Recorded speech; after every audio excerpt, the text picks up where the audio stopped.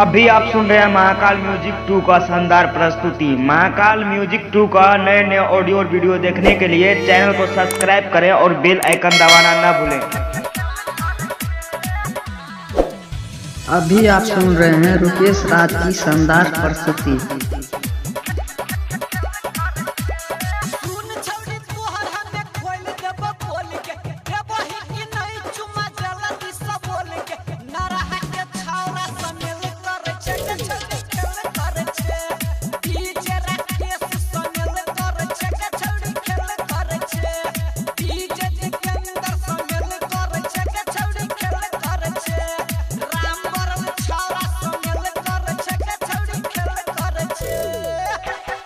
Mix by Rupesh Kumar Mehta, Parmanandpur Ghoshpur, करजन बाजार, Simrahi road, Supaul.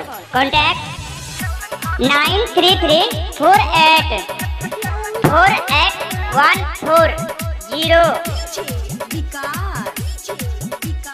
अभी आप सुन रहे हैं महाकाल म्यूजिक 2 का शानदार प्रस्तुति। महाकाल म्यूजिक 2 का नए नए ऑडियो और वीडियो देख।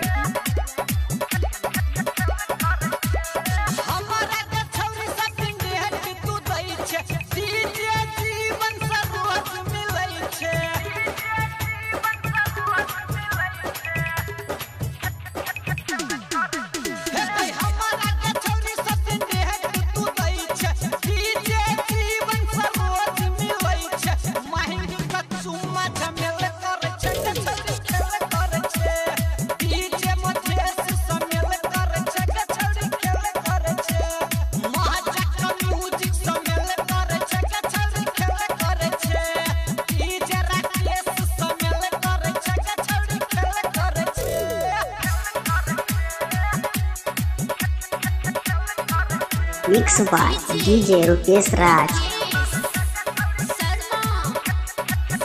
अभी आप सुन रहे हैं रुकेश राज की शानदार प्रस्तुति।